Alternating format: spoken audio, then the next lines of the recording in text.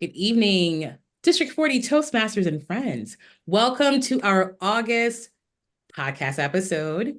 My name's Althea Latang. I'm happy to be with you all today. Here with me this evening, we got our lovely co-hosts. We got Sydney, Lamar, and Angela, and we are here to give you a fun-filled episode. How is everyone doing this evening? Just fine, Althea. And hopefully our studio audience is doing great too. Lamar, how about you?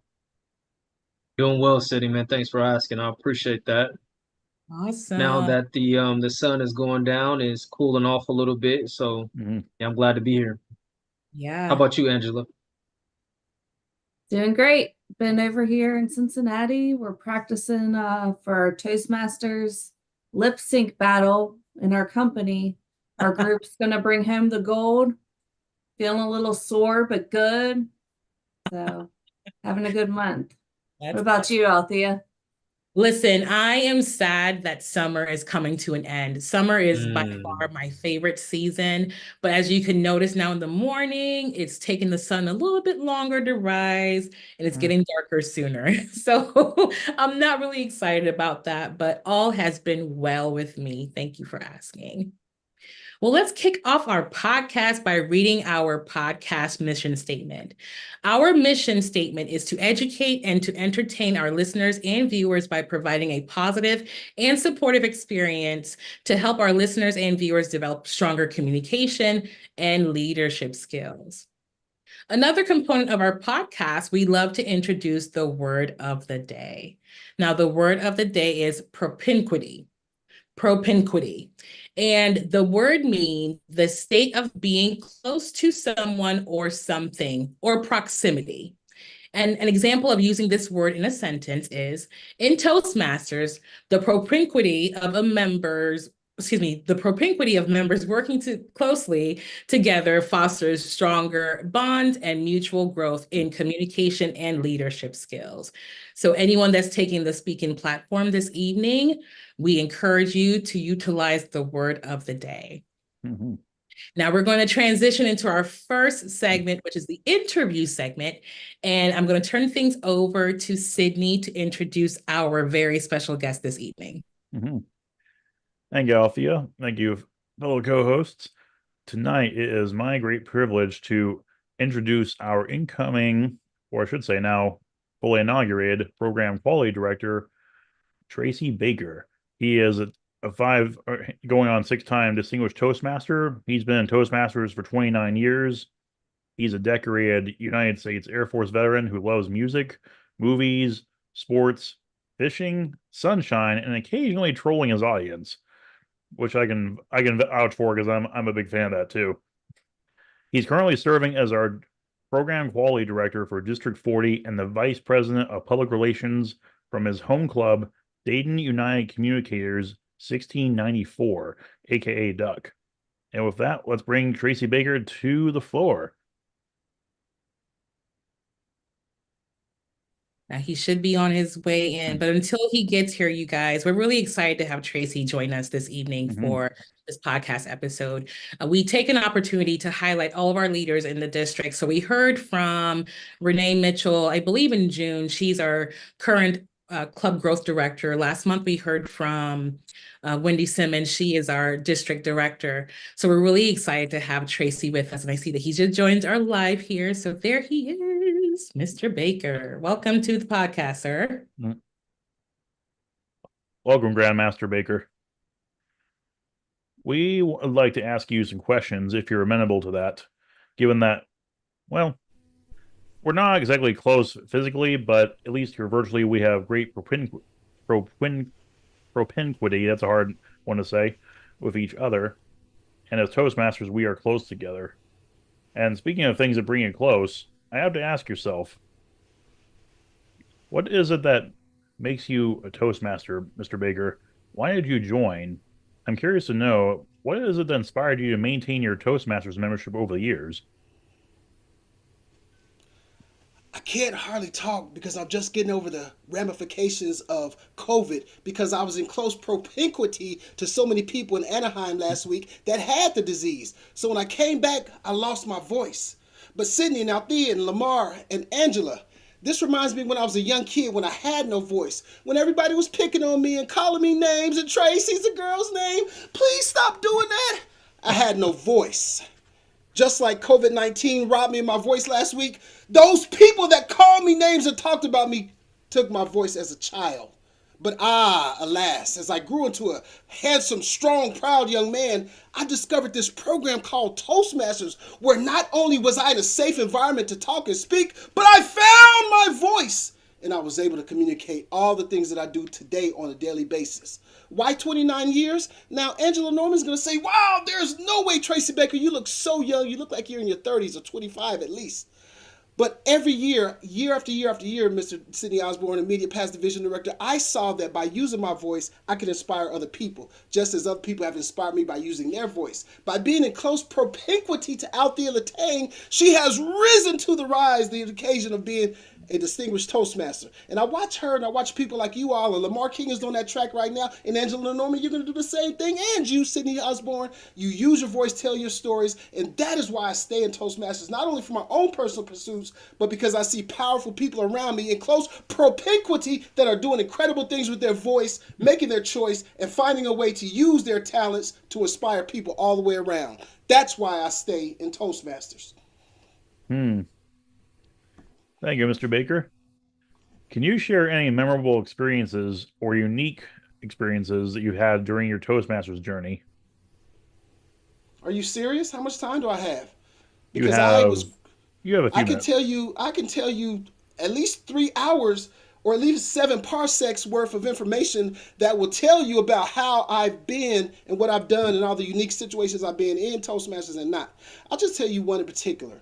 There was a time when I was asked as an 18-year-old freshman in college to speak at the Reverend Dr. Martin Luther King Jr. celebration.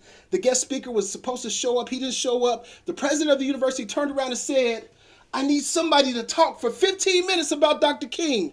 And just like the movie Rudy, or just like the Pittsburgh Steelers, or just like Rocky Blyer, from the stands I emerged. And I walked down, 18 years old, scrambling and really scared to be in close propinquity to all these people. And I got up on stage well before Toastmasters, and I told my story. And from doing that, a lot of people came around me and said, wow, how did you know? How did you do it? And something just took over and did it automatically. So I think everyone, Sidney and Althea and Angela and Lamar, has a gift of some sort. You just have to figure out what that gift is. And not only figure out what that gift is, but actually use it. How many of you on this call right now tonight has given a speech this month, in the month of August? Who's giving a speech? I'm not trying to call you out, friends. Okay, 2 out of 4, not bad. But I would encourage every single one of you to be speaking on a regular basis, because your power is in your voice. Your energy is in your voice. And that's how you have to keep doing it. So I can tell you all day, Mrs. City, about experiences I've had, about the thousands and hundreds of thousands of speeches I've given. But, okay, what are you all doing? Because I want you all to keep being out there inspiring people with your voices and telling your stories, which is why we join Toastmasters. I know a lot of Toastmasters that will join. They'll get their whatever award. Then they'll sit in the background and do timer all day. That's not encouraging anybody to use their voice. I need leaders to be out there using their voice to tell their stories. And when they do, Mrs. Sidney, I believe that all of us will have stories to share, and all of our experiences and our wisdom will take us to another level as we educate, elevate, and inspire our district this year to grow together. Thank you, Mr. Baker. One final question for me before I turn it over to Angela for her Q&A. And this is a bit of a fastball. What is, for the Star Wars fans out there, what is your favorite lightsaber crystal and lightsaber color, and which one would you have and why? Mace Windu, purple, of course. I just talked about lilac. Are you serious? Do you see the tie-ins, the color purple, lilac, goodness gracious, Mace Windu, goodness gracious, that color is just incredible and powerful. But crystals are like what we have inside our body, Sidney. Everyone has something that glows. Everyone has something that's precious. Everyone has something that's rare. There's no other purple lightsaber in the whole Star Wars universe. You know why? Because Mace Windu is unique. Every single one of you on this call tonight is unique. You got to find out what's your color. What's your lightsaber? What's your crystal? And find it, and not only just use it and utilize it. You want to throw me a fastball, I'll throw a fastball all day, but you got to find a way to be able to hit that fastball with the lightsaber. Okay, Lamar, I know that the lightsaber would actually decimate the baseball, but you get the point of what I'm trying to say. You got to figure out how your color connects to the rainbow of life that we live in. No matter what universe you're in, no matter what galaxy you're in, no matter what's happened. When I was growing up, I remember a good friend of mine that lived down the street. His name was Luke, and we had a big friend named Trubisky. His name was Trubisky, not Chewbacca, Trubisky, Angela. And I would say, someday we're going to be incredible warriors. And then we had this guy around the street named Darnell Vadir was his name, and he wore black all the time, and he had these guys called the Stormies, and they would always walk. Okay, I just ripped off Star Wars, but the point I'm trying to make is we got to find a way, fellow Toastmasters, to no matter what galaxy we're in, no matter how long ago, no how far away, and you all can tell that Sydney is a big Star Wars nerd, guy, so you know that these why these questions are coming this way. But I do believe that our colors are within us, but we have to share those colors like the rainbow of the world that we live in. Thank you, Mr. Baker. Given the fact that you mentioned that several crystals are inside us, I prefer not to use harvest crystals that are in propinquity, rather those that are maybe inside a Krayt Dragon, like the Krayt Dragon Pearl. I think if the Sand Dune people take it, those will be fine. Speaking of taking it, I will now hand it over to Angela Norman for her question. Yes. Fellow Pittsburgh Steelers fan, hello. Thank you, Sydney. It's great to see you again, Tracy. Absolutely. Speaking of, well, we got to go. I need to know your feelings on if you think the Steelers are going to make the playoffs this year. What kind of chance do we have?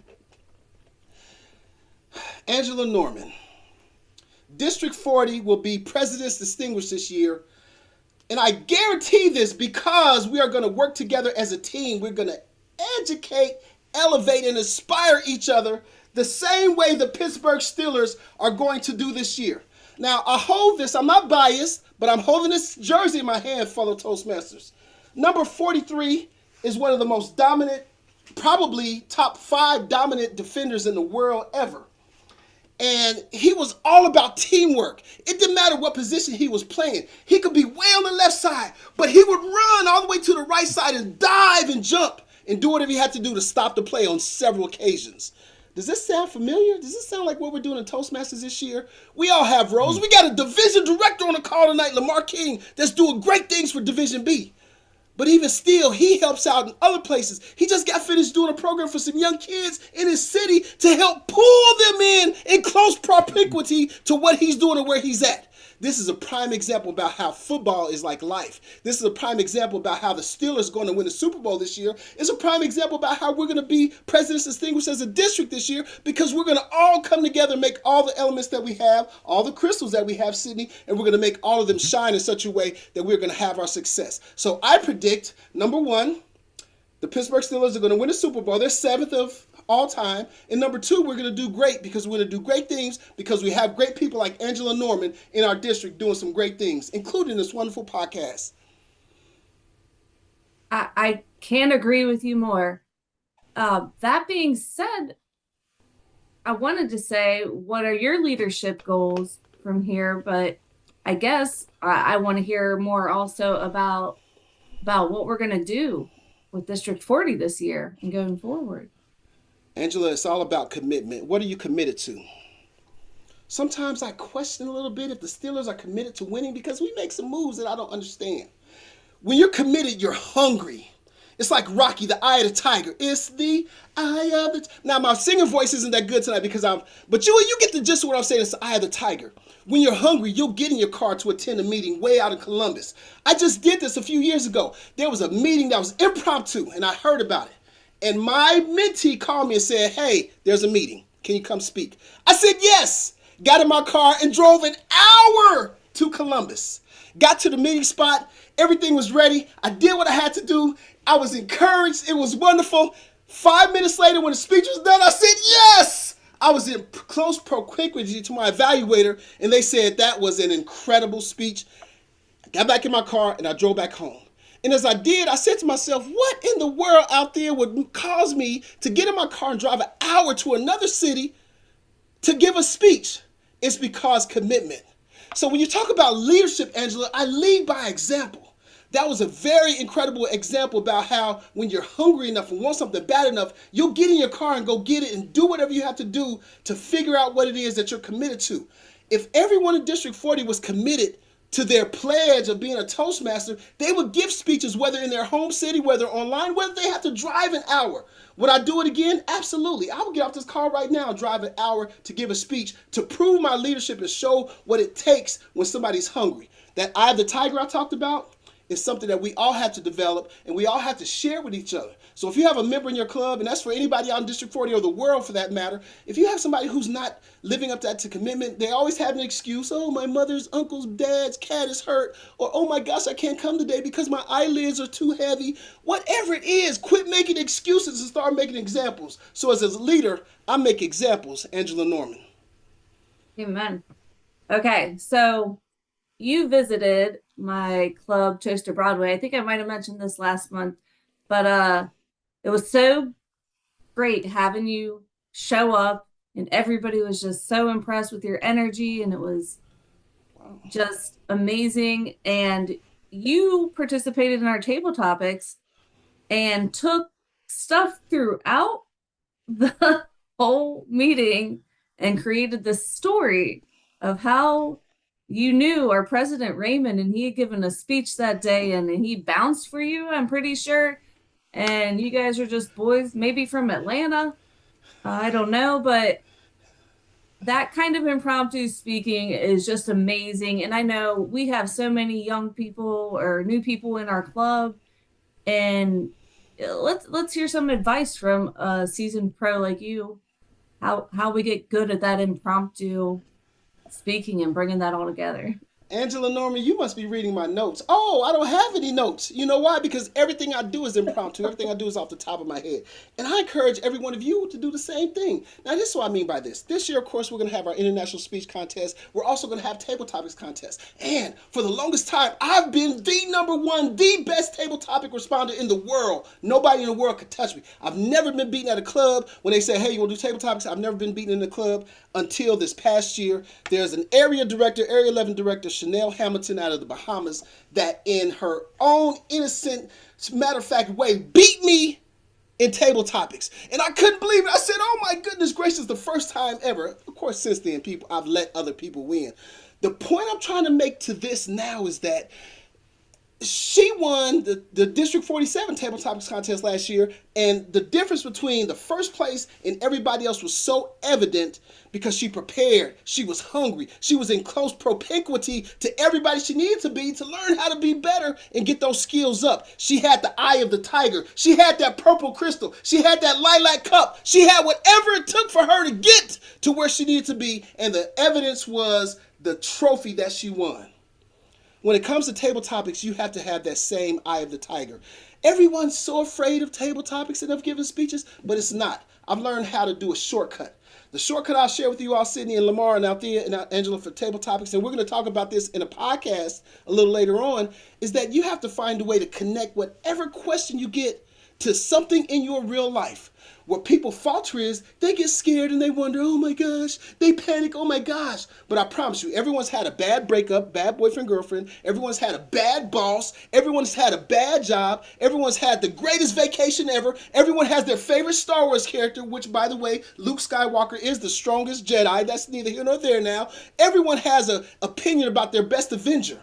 So when a question comes up, instead of, I'm just going to answer this question I'm so scared, talk about something you know. And my advice is start off with an utterance, start off with the voice, start off with the sound, sing, dance, do whatever. Toaster Broadway. If I was at Toaster Broadway and somebody said, blah, blah, blah, blah, give me a question about time, I'll start singing 525,600 minutes. How do you measure a year? Fellow Toastmasters, a year goes by like that. But since I'm here on Broadway, I'm going to talk about XYZ. Just that simple. What is your favorite football team? Immediately, I'm going to turn. I'm going to grab my football. I'm going to turn. I'm going to grab my jersey. I got instant props, Angela Norman. So it doesn't matter what I say because I got some visuals. Yeah. So you have to find a way to make your voice pop and shine. If we're talking about freedom or talking about some kind of, I got a book by Nelson Mandela right at my fingertips. Are you serious? You have to connect And then on top of that, if I threw all that stuff away, I got my voice. My powerful, my most attractive feature is my voice. So I can use that. But I use gestures, I use rap, I talk, do whatever. Not everyone's going to do that. So for everybody else, my advice is find a way that works for you. You don't necessarily have to win contests all the time, because in life there's no contest. In Toastmasters there's plenty of contests. But I doubt if anybody in the world is ever going to go sit somewhere and say, I won table topics and get a check from it. I don't know, you might. But inside you know that you've done what you had to do to overcome whatever fear or whatever chain was keeping you chained to that fear to keep you away from table topics. That should be your award and your reward. And that's the kind of propinquity you should have in your life close to you to keep you where you need to be. Thank you so much for that advice. And you did exactly what I said. Again, you brought every question and topic that has been discussed so far together in your answer. You're awesome, Tracy. I appreciate that. And on September 4th, Angela, you can come to the workshop I'm doing on table topics as part of Out There Latang's Wednesday webinars. And what I'm going to talk about for the whole hour is exactly what I talked about tonight. I'm just going to show you some tips and tricks and how to sort of get your table topics and your speeches laid out in such a way you can do just what I do all day long, every day. When and where is that going on? September 4th. Go to the Program Quality Director website, and all the information is right there, and you can check it out. And I hope you can make it. All That right. sounds like some news we can use. And Exactly. with that, we'll probably have time for one or two more questions from Althea or Lamar if you have anything before we switch to that segment news you can use. Yeah, I got a question for Tracy if I could. So Tracy, Yes, you ma'am. mentioned earlier that you just recently returned from the international convention. Unfortunately, you brought a friend back with you, Mr. COVID. So I'm glad to hear that you're feeling much better.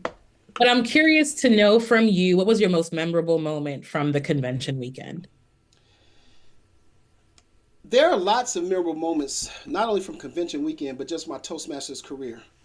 And one of the biggest memories I remember from this past week was when Taylor Candela, that's the name you all need to start getting really familiar with, because he's already a star, but he's about to become a superstar. Taylor Candela went out on the semifinal stage and gave the most riveting ripple effect speech, and it was incredible. It was wonderful. It was powerful. And he did very well. Unfortunately, he did not make it to the finals where he would have showcased his most incredible speech, but it didn't happen.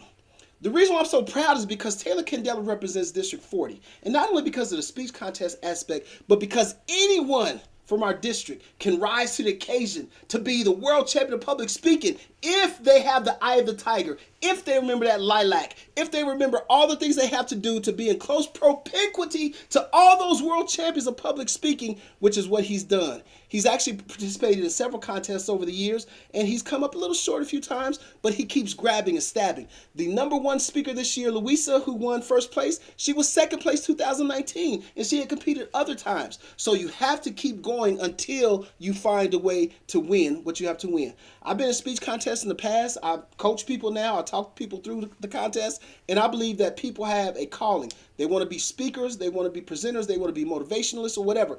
Do whatever you can to share your voice, and that's what I'll tell Taylor. So to watch him walk across stage, myself, District Director Wendy Simmons, our Club Growth Director Renee Mitchell, and we had Dave Jones. We had a few other folks that were there. May Fusi was with us. We had a lot of folks that were out there that were supporting our District 40 people. So that was my most proud moment. There was good food. There was a lot of good entertainment.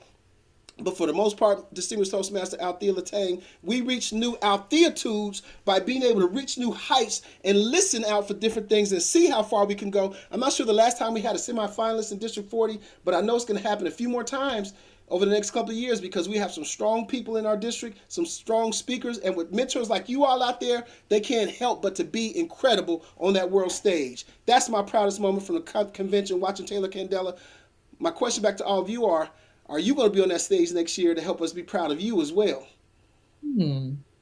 That's a great question. Yeah, and shout out to Taylor representing our district. That's awesome. So Tracy, I have another question for you before I turn things over to Lamar to close out this segment. Yes. So we all know that you are a lover of music. Yes. So you had an opportunity to create your soundtrack that represent your life. On only 3 songs you can pick, Tracy, just 3. What 3 songs would you select and why? Well, but for copyright infringement, I cannot divulge those songs, but I can walk around and talk around them. The first song I would tell you about has to deal with those crystals that Mr. Sidney talked about.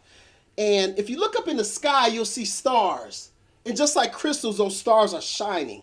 So the first song would be Shining Star. No matter who you are, shining bright to see what you can truly be. That song embodies what I believe, that you can shine and you can be doing all the things you can to illuminate not only yourself but people around you, to be the earth, wind, and fire in your life. And copyright people, that's not about the group, that's just about the elements of the universe. So make sure that you know that a shining star is incredible. The next thing I would talk about would be something that in our lives we get beat down, we get put up, we get I'm from Dayton, Ohio. Dayton, Ohio is pretty wild. Lamar knows it's pretty wild. And I've made it 53 years. I've seen a lot. I've done a lot. I've been in close propinquity to a lot of tragedies, but I'm still here.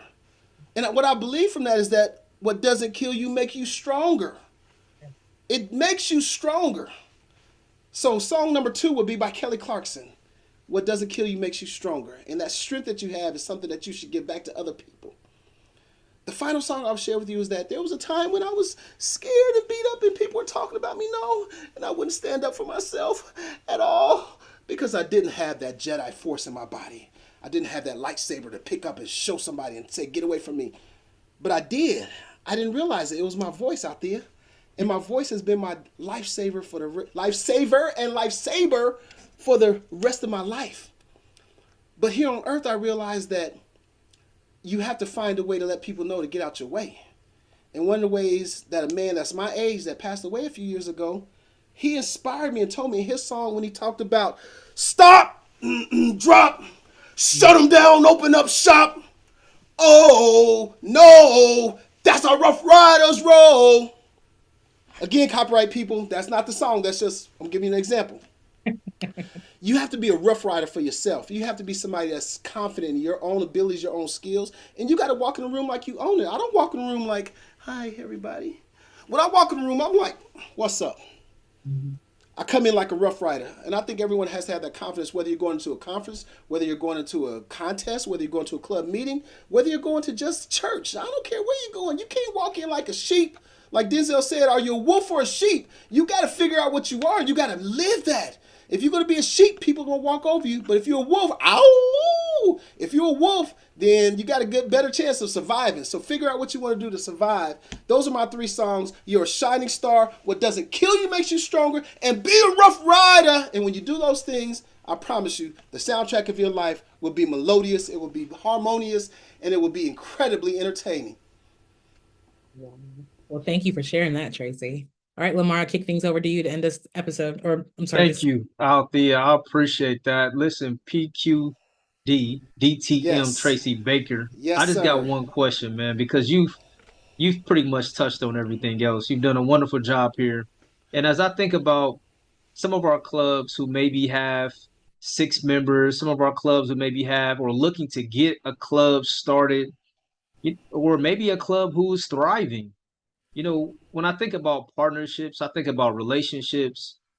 How can we work with these clubs to continue to build up the energy to, if that's working with colleges or whomever? Like, what is your thoughts around this to where people can reach out outside of the folks within their clubs?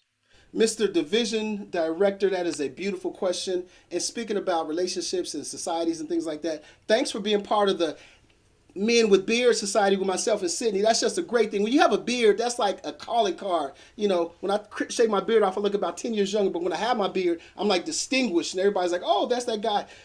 Now, the same thing applies to our clubs. We have to find people that are like-minded, people that have the same goals, people that are going the same direction. If I'm trying to go to Cleveland, but you're trying to go to Detroit, well, you can go that way. But the point I'm trying to make is you got to be on the same page to get to where you got to go. A lot of these times, as club growth director last year, I realized that a lot of clubs were on different pages, even within their club, which is why they fraction off.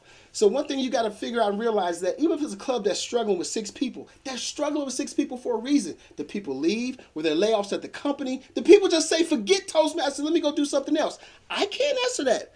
But the club can. The area director can. Maybe even you as the division director can. But you have to go so deep down into somebody's house to figure out how to fix it that it's almost like, what do you do? So my advice to you, Mr. Division Director, and all you all as mentors and as people that's in the public eye in our district, is to find people that are challenged or having issues or problems and try to help them find and solve their own problems. There's nothing better than to fix your own problem. Nothing. When I was a young man, I was poor, I was broke, on the side of the road a lot, and I remember, oh, somebody would just come and fix my car. But when I worked hard, Lamar, and I got my own money and I fixed my own cars, goodness gracious, I was driving down the street like Usher, nice and slow. It was 7 o'clock on the dot. I was in my drop top cruising the streets, and the next thing you know, I was feeling good about myself because I did it for myself. That's what we have to do for our clubs. Our clubs are autonomous, self-contained units that get support from the district via the area directors and division directors. So if those clubs are really struggling, we got to find a way to help themselves out of whatever they're doing so that they can join the rest of us over here in President's Distinguished and Select Distinguished and all those things. But even better than that, to be in close propinquity to everybody else who's just having healthy, quality clubs just to enjoy the Toastmasters experience on a weekly or monthly or bi-weekly basis. So yes, we all have to come together, work together, and when we do that, I believe our clubs will be stronger. I absolutely love that. Thank you so much for answering that question. Now I turn things back over to you, Sydney, to close us out. Yes. Mr. Club Growth Director, Esquire, now Mr. Program Quality Director, DTM Tracy Baker. Let's all give him a round of applause. The Master has bequeathed us with his wisdom, and now we bless you to make your exit to chase down the Emperor, Mr. Baker. Thank you for coming and joining us this evening and sharing your nuggets of wisdom, and we'll look forward to those Wednesday sessions of you and Althea when you do the table topics thing. Sounds good, sir. I appreciate all of you, and I'm going to disappear faster than Darth Maul going down that shaft. I'm out. Thank you, Tracy. Cheers. Bye. And with that, we will now move into our next segment, what we have learned with Mr. Lamar King. Yes, indeed. Thank you, Sydney. I appreciate that. So what have we learned? Well, first and foremost, I just learned a lot from PQD, DTM Tracy Baker. I believe that just the one thing that really sticks out for me is just how he, like you talked about, Angela, how he's able to remember so many different points and details and then interwoven it in throughout the presentation, which is always phenomenal. Like you said, Sydney, a master to watch. So what I want to do is kick it over to you, Althea, about what have you learned with this segment to kick us off. So over to you. It's interesting, Lamar, that Tracy was able on live to demonstrate what he's able to do when it comes to giving an impromptu speech. And for a lot of people, table topics is just a terrifying experience if you allow it to be. But the one thing I want to talk about today was, are you guys familiar with the phrase, stay in your lane? And if so, like, what comes to mind for you when you think of that phrase, stay in your lane? I think the context I've heard of it was when someone who's kind of irritated with you that you've stepped on their toes and did a job they weren't supposed to do, or did something that was stole their thunder. Usually it's something negative. Yeah, for sure. Anyone else? For me, it's do what you do Mm-hmm. and don't worry about what everyone else is doing. Yeah, that's a good one too. What about you, Angela? When you think of stay in your lane, what comes to mind for you? There's two different things. It is very much, mind your business or stay, where, whatever. But actually, I kind of had like a more professional recently take on this from my manager, who was just like, you're doing great, this and that, but stay focused. Mm-hmm. Don't try to do all these other things you're already seen. Just stay doing what you do your daily, and you're being noticed kind of thing. So that was kind of a like stay in your lane, like a good kind of stay in your lane. So that was kind of the first positive stay in your lane I think I've heard. I would agree with all of you. I mean, on all of those accounts, when I think of staying your lane, I think like Lamar said, like, mind your business, right? And that could be both a positive or some may take it as a negative kind of phrase. But I read this article recently on LinkedIn, and it was about the idea of staying in your lane. And it made me think about all the times in the past that I may have overstepped a boundary, thinking I was helping someone when actually I was being intrusive and not really asking for permission to help someone. And a lot of times people may see individuals like Tracy, who again is a dynamic speaker and is able to just be so creative and on the spot. And they wish or aspire to be like Tracy. But, Tracy worked really hard to develop that craft. And just as he's worked really hard, you can work really hard to create your own lane, create your own path, but use him as an example. But I want to kind of flip this into like the work sense of thinking about staying in your lane when it comes to you being a team player. So I just want to offer really quick, the author shared 5 secrets that can help you stay in your lane, even while you're trying to be a really good team player. So the first one is to actively and regularly ask your coworkers if they need help before you actually go in and help them, right? And I know a lot of times where it's being harmless, we are probably wanting to help the individual, maybe because they're newer to our team and you want to ensure that they have all the resources, but you want to ask them first just to make sure that they're really okay with you assisting them or that, they can handle the situation on their own.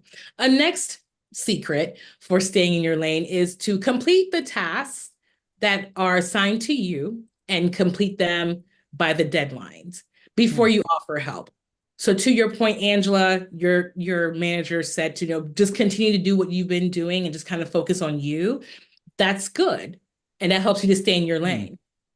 Right. Another way would be to just ask some clarifying questions. So you may want to be really specific with any questions that you may have, just so there is no overlap. So you have a full understanding of what your tasks, what your deadlines, what your assignments are, and that you're not duplicating efforts and stepping on anyone else's toes. And always look for opportunities to collaborate with your colleagues whenever it's necessary, and be mindful to not take on their work, right? So there's a difference between actually helping someone with a task versus actually doing it for them. The individual doesn't have an opportunity to learn or grow and develop a new skill. Whereas you're taking on the work, you're taking on the burden, and that could add to burnout. And the last one is to show some flexibility. So if you need to take on any additional responsibilities, just be able to show that you have the flexibility to help someone if needed. So I just wanted to wrap things up with this, just making sure you're able to create balance while you're staying in your lane and also being a great teammate. And with that, I'll go ahead and kick things over to Sydney to share what he's learned. Thank you, Angela and Althea and Lamar. The thing that I've learned most about being a Toastmaster, about being a college student, about being a husband, about being a operations research / scientist guy, and being a Christian disciple of Christ is simply the idea of perseverance. You could also call it stick-to-itiveness. You could call it fake it till you make it. There's all kinds of phrases that go into it. But the basic idea is, as Mr. Baker said, if you have something you want to look at, be it a lilac, a goal, bite into it, bite down hard, and go all in on it. I just started my last class of my graduate degree, and I've always wanted to do a graduate degree, and it's almost like last quarter I was just at my wit's end. I got the Rona, unfortunately.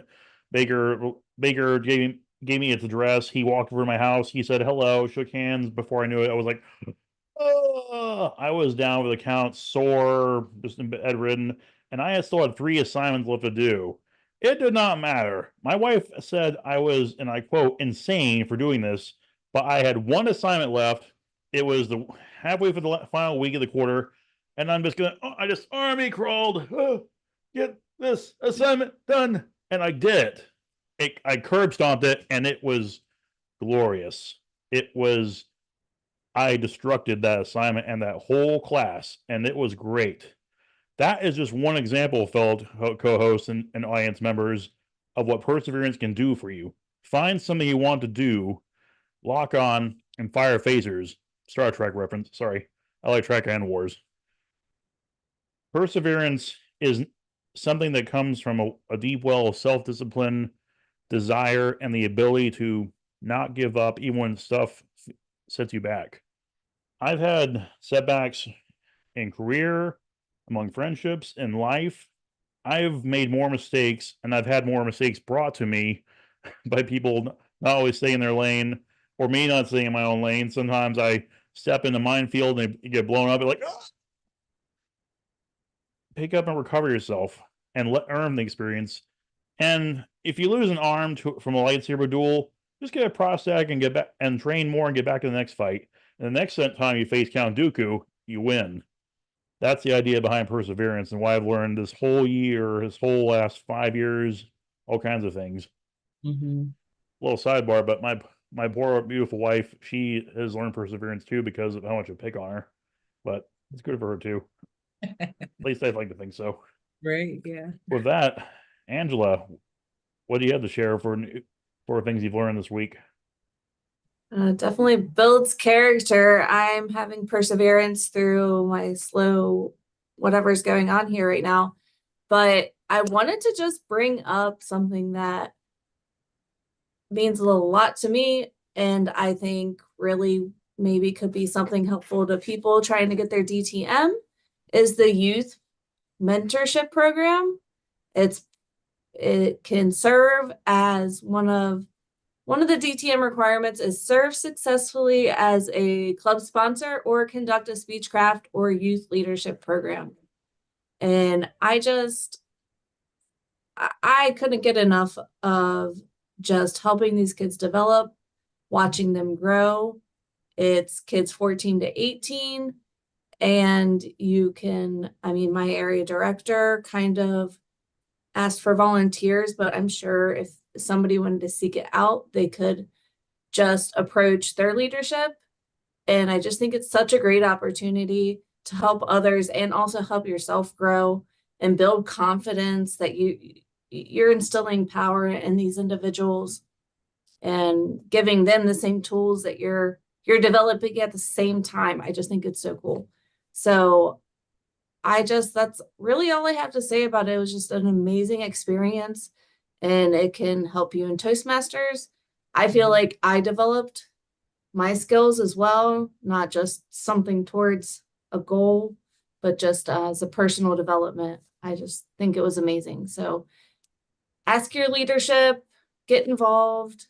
Just, I think it's great. I guess back to you, Sydney. AKA Lamar. Lamar. Angela, I'm so glad you brought that up because I actually did a summer program as well with young people.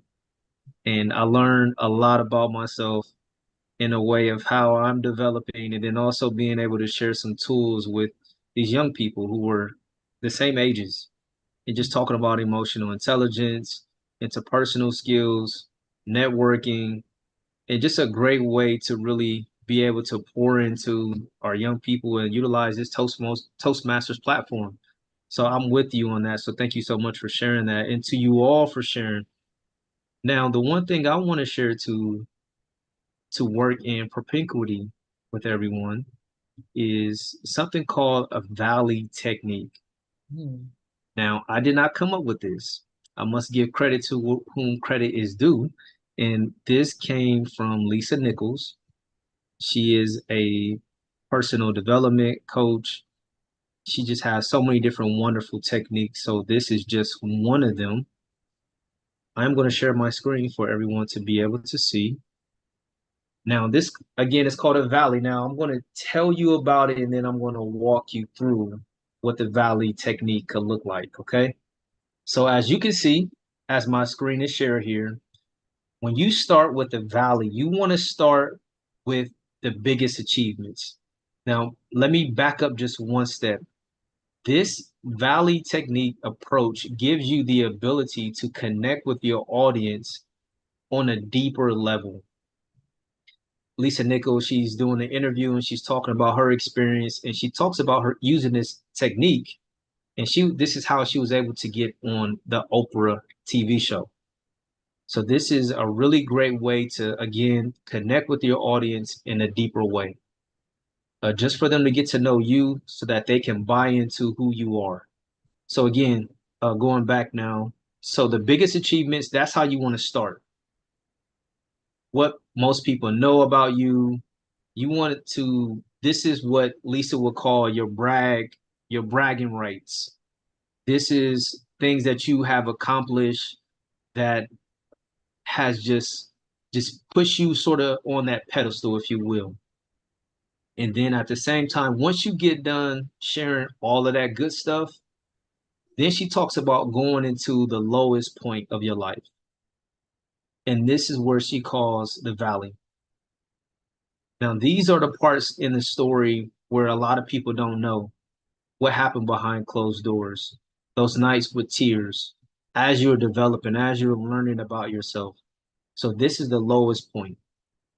And then after you talk about the lowest point, now we want to get to the point where you could talk about the things that you learned.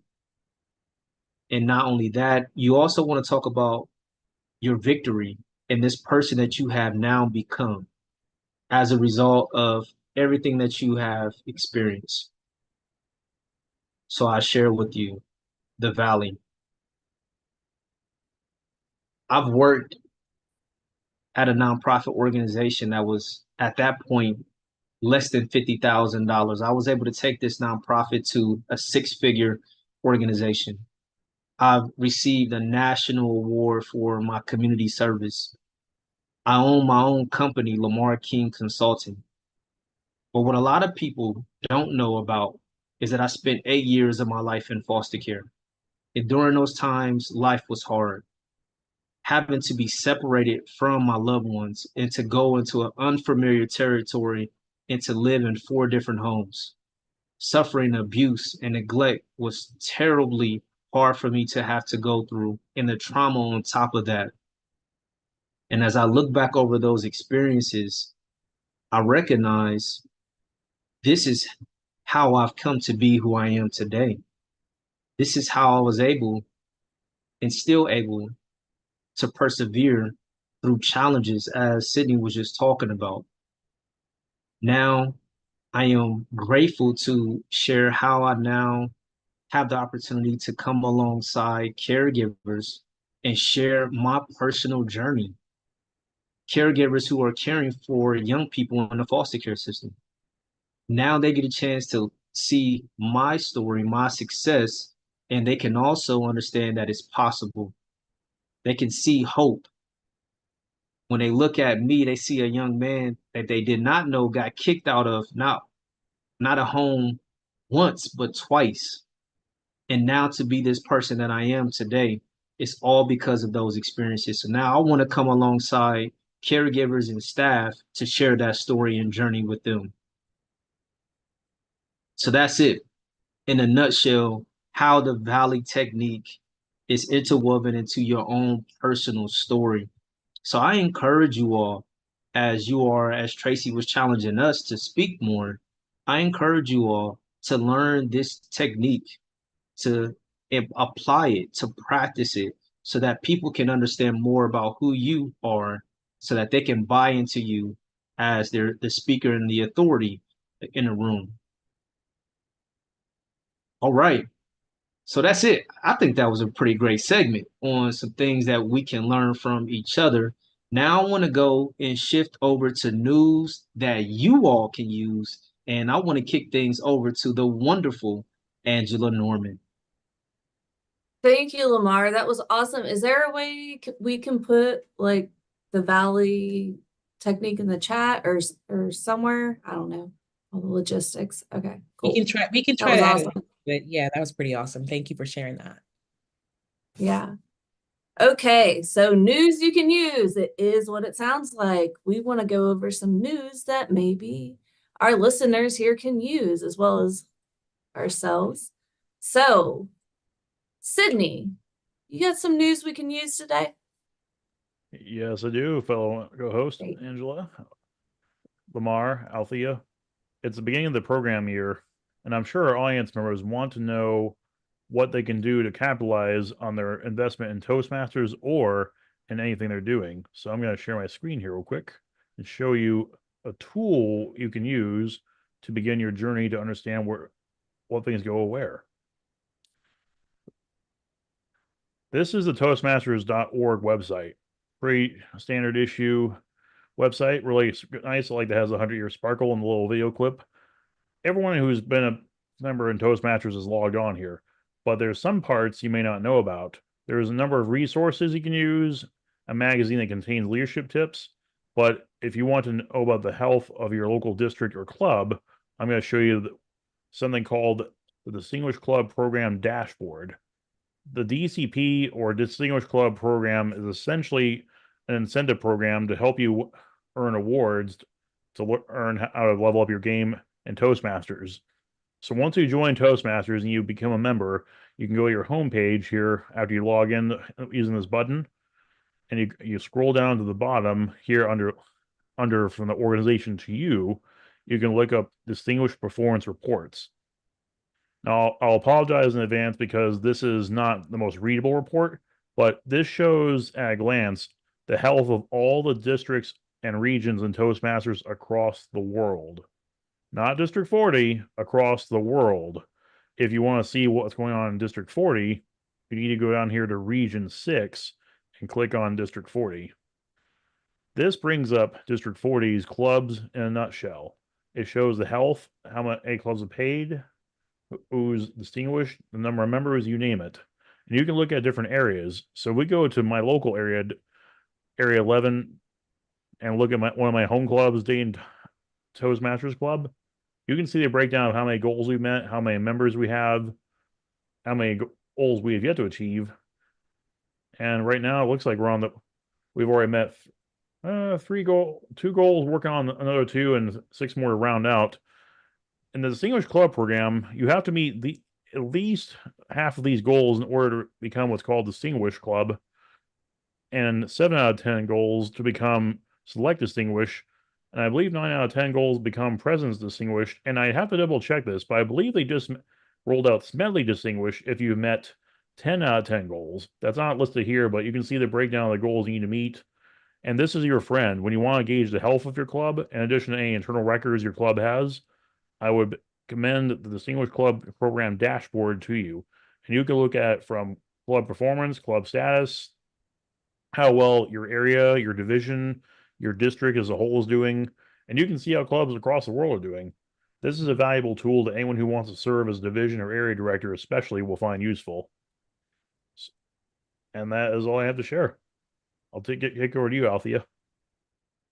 Thank you so much, Sydney. And thank you for walking us through how to navigate Toastmasters International's website to find that information. So it's important. So no matter if you're just a member, or if you are a club officer, you have access to that information so you can see how well your club is doing and what you can do as a member to help your club not only achieve its goals, but help yourself achieve your goals.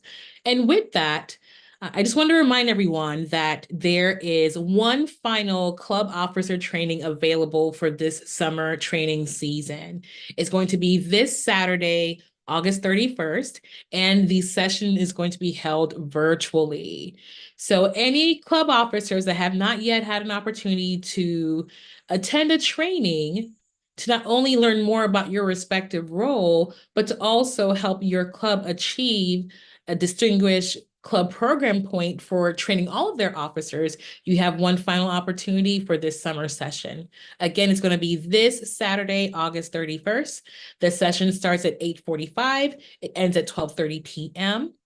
To register, you can go to Eventbrite and type District 40 August Club Officer Training.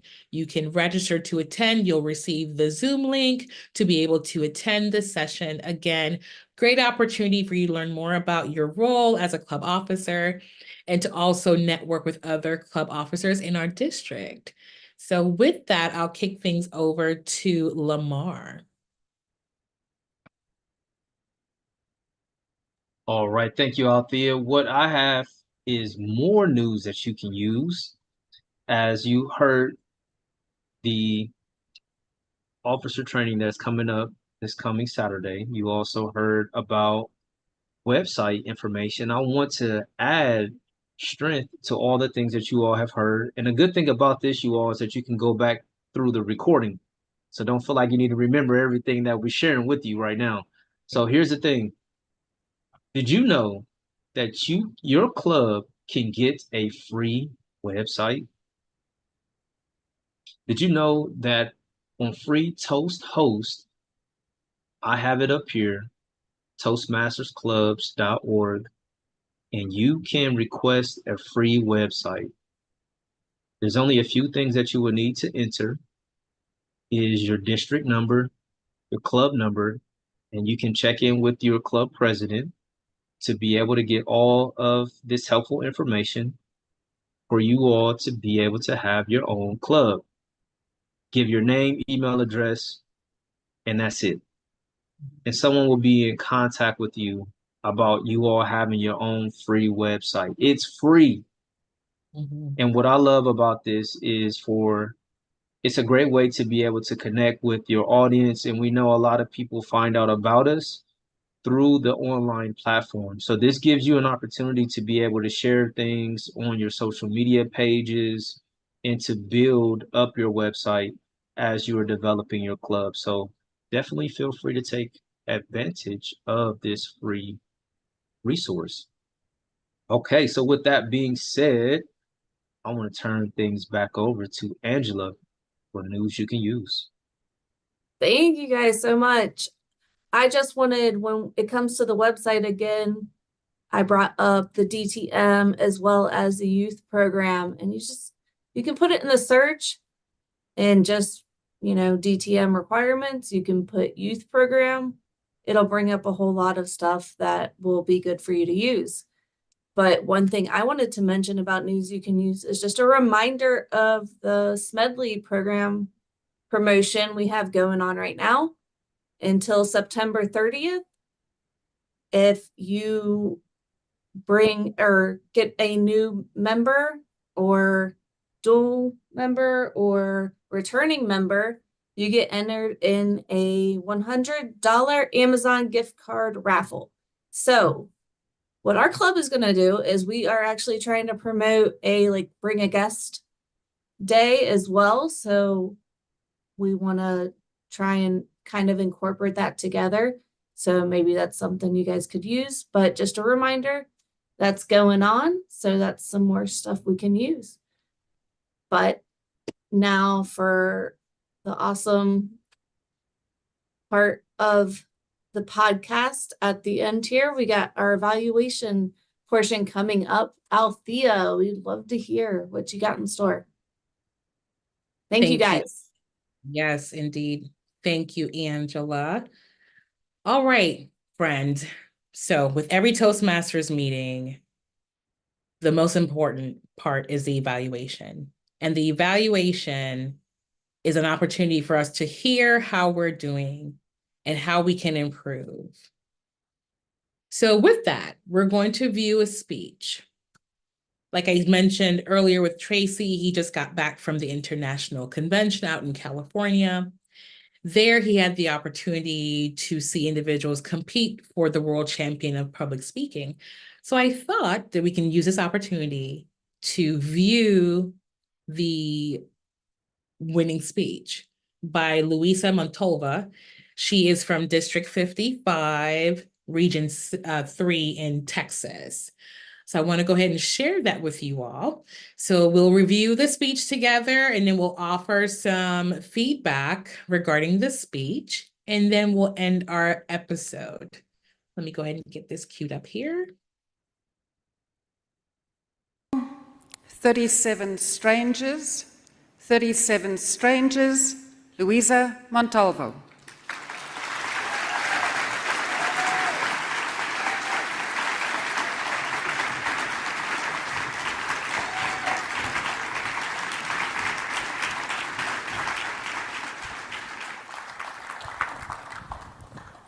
Thank you, Contest Chair. You're welcome.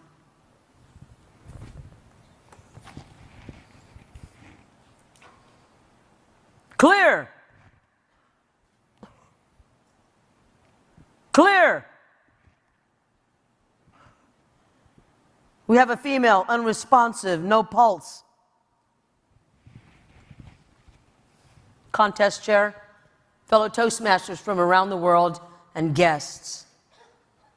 2 years ago, a horrific automobile accident, and that unresponsive female was me. For 6 minutes, my heart stopped beating. Best sleep ever.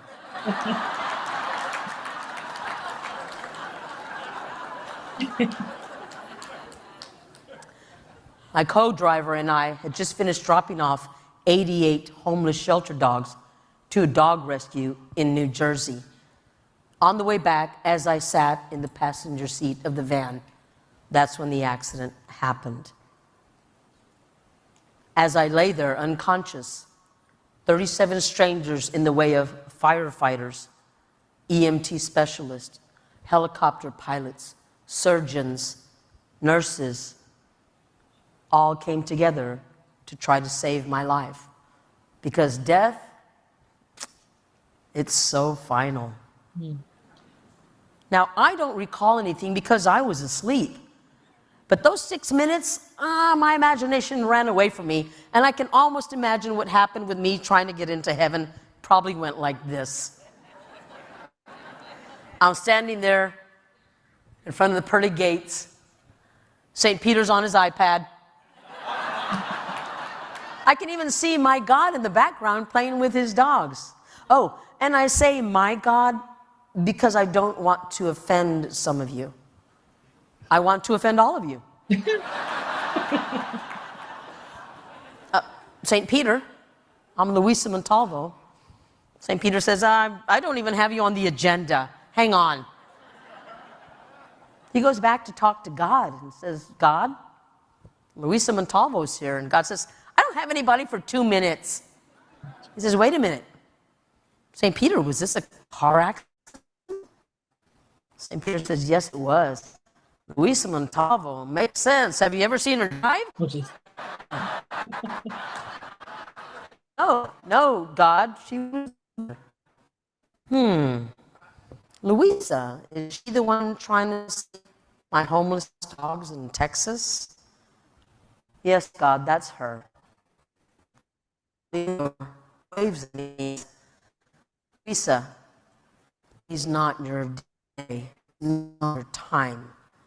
He leans over to St. Peter's iPad and hits the reset button. At that moment, I'm imagining that that's when they take that final attempt to try to get me to save my life. Put the pedals on me. Clear! And I start to breathe again. Now, for the next 90 days, I'm in a trauma center and in a rehab facility, questioning my life. What was my value? What was I worth? I couldn't even walk. What good was I? And then it hit me. I'm rolling myself into the gym, ready to work out that final week before I go home. And even though my father said, quitters cry, I started to cry. I wheel myself to my machine. I start working out, and this young, handsome man is working out next to me. Hi, how are you doing? I'm getting married soon. I haphazardly listen to his wedding plans, and then I start to ask myself, why is he even here? He looks so young and fit. And just like that, I looked down and realized he's just recently lost both of his legs. And yet, here he was, with a smile on his face, happy he'd been given a second chance, and life was not going to get away from me. He wasn't going to waste a single minute. Wow. I know a lot of us go through life, and sometimes we even question our value. Why are we even here? But if 37 strangers were able to see the value in me, all their positive input, I am now making that part of my output. Because we will listen to a stranger that tells us we have value before we listen to ourselves. It's true. If you're needing some stranger to tell you you have value, allow me to be that stranger. Because if 37 people can come together and put all this energy into me, can you imagine what 1,700 of us could accomplish? All it is treating each other with dignity and worth. How awesome would it be if we could all be united like this every day?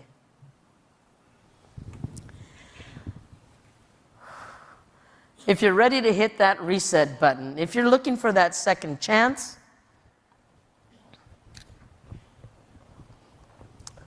let's hit that reset button. Are you ready? Clear? Clear. Adam, toast me.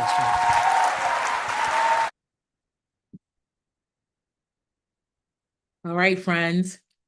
Luisa Montalvo, first place winner for the World Champion of Public Speaking. So with the time that we have left, I just want to go around the room and just offer some reactions to the speech. I'll start with you, Sydney. Ordinarily, Althea and fellow co-hosts and guests, when you hear a speech, there's often feedback you can give to help them improve their next one, or if it's bulletproof, challenge them to go higher. But where can you go from the world champion of public speaking? Yeah. Go in for a repeat year and crush your old record. Mm-hmm. There's always another level to go to. And I think that she hit that home of her message. If the first time you didn't appreciate life or trust your own value, keep going on the same thing. So I think that she did a good job of engaging that and weaving that message all throughout her speech, especially the use of just little motions like standing up, sitting down. I don't know if you noticed, but I used a sit up or sit down, stand up desk during tonight's episode. It's useful when you want to keep moving around but still stay engaged. And I think that's one thing she did that actually coincidentally I mimicked, is that you just need to stay engaged and understand the people that were around her. Just her use of a prop at the end. It wasn't abrupt. It wasn't loud. It wasn't flashy. It just kept you on the edge of your seat just enough to draw you in with that final surprise prop. And what was extra interesting is she wove her life circumstances into it. Now, I don't know Miss Louise in person, but I suspect that she still needs that wheelchair for part of her recovery. And she crushed it in using her own personal prop as part of her namely her medical equipment, as well as those pads. So I think that was a good example of an excellent speech. Awesome. Thank you so much for that, Sydney. What about you, Angela? What were your thoughts about the speech? Yeah, I mean, it was just amazing. And it was just inspiring and kind of goes along with the theme of our whole podcast tonight, right? She had great pacing. She had great movements. And like you said, obviously she probably still needs the wheelchair. And the way she came up and down was great. The jokes, gestures, everything was on point. But not even a but. Just talking about, what is it? I'm gonna get it wrong. Frequentity is how we have to get as a district. A actual question I forgot to ask earlier, what I wanted to ask after our first session was, what did our district come in as far as distinguished last year? And that's what I'm talking about, the frequentity, to get closer together and get on the same page as a district. But do you know what it was? I believe area 11, formerly area 1, was select distinguished, but that was about it as far as division A was concerned. But Lamar could speak for division B, but I'm not sure about the rest of the district at large.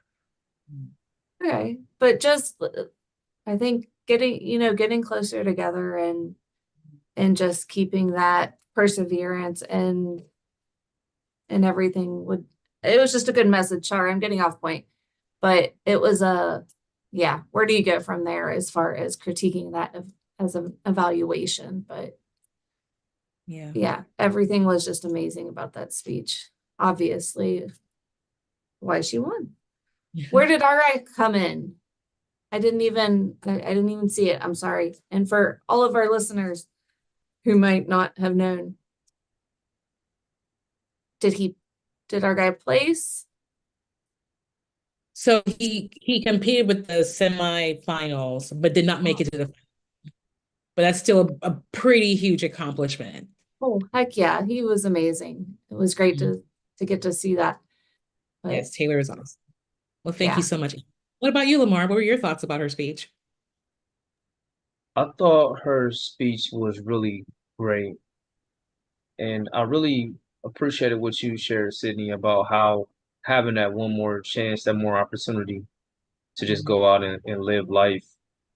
I really felt she started really well, unexpected, and really just brought me in right away. I love her humor. 6 minutes of sleep was her best sleep ever. I thought that was phenomenal.